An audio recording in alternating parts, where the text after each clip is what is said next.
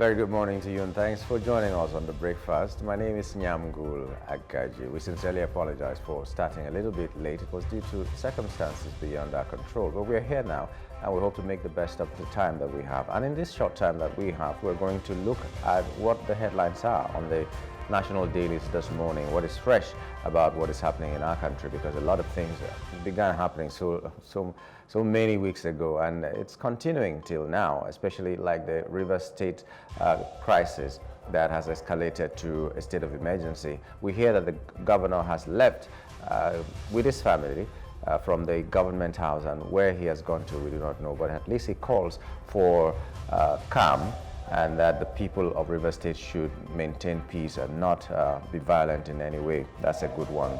Okay, we also know that some opposition parties are pushing for a coalition against 2025 so that they will have a stronger force to maybe edge out the ruling party at this time, and so many other things that caught our attention, but we cannot discuss them now. Hopefully some of them will be on the headlines this morning. But to begin in earnest, because like I said yesterday, we promised that we're going to bring you more on rivers, and we'll be looking at the legal angle, and now we also will be looking at what some political parties are saying about what has happened in River State, and so many other people of thought. What are they thinking about what happened in River State? We'll bring you that when we're discussing our hot topic for this morning. But in the meantime, let's just take the quote for today and set our minds towards what is going to come up later. Stay with us.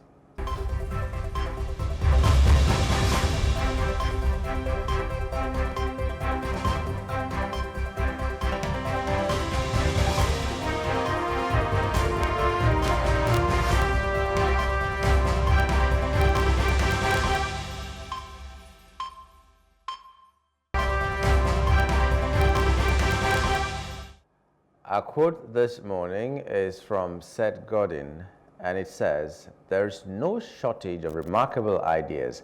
What is missing is the will to execute them." There is no shortage of remarkable ideas.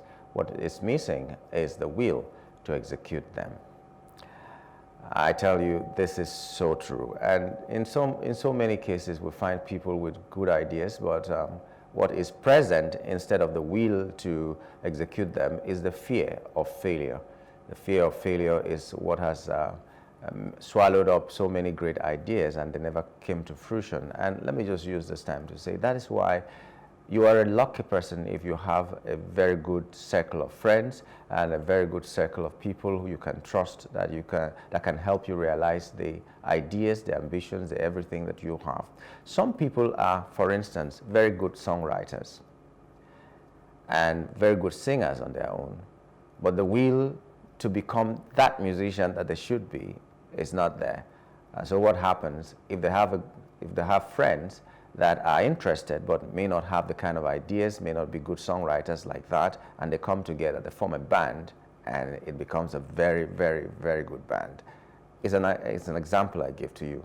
There's some people who can do a lot of other things, but they don't have that will, they don't have that push.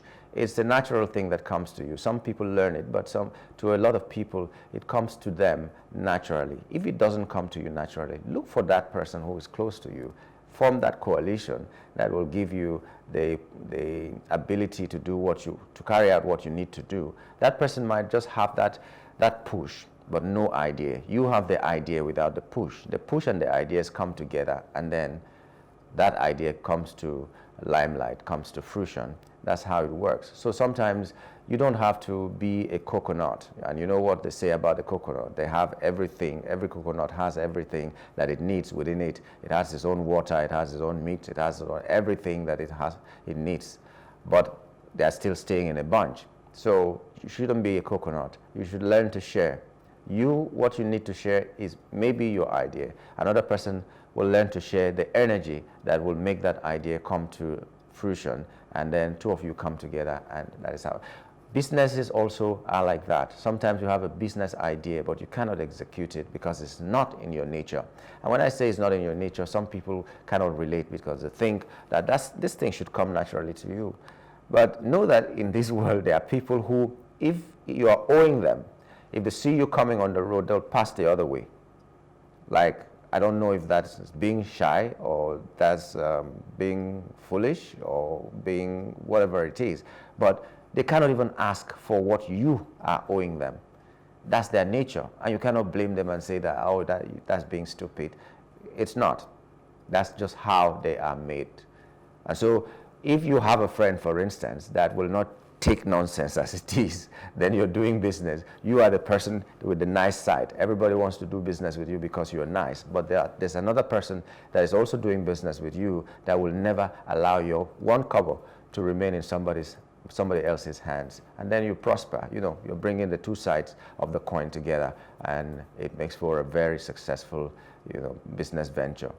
I don't know if I'm making sense to you, but the thing is, you might have some gifts and you might not have other gifts. And if you combine your gift with the gift of another, which you lack, it will make for a stronger relationship, a stronger union that will help you achieve better things, better results. That's what it is.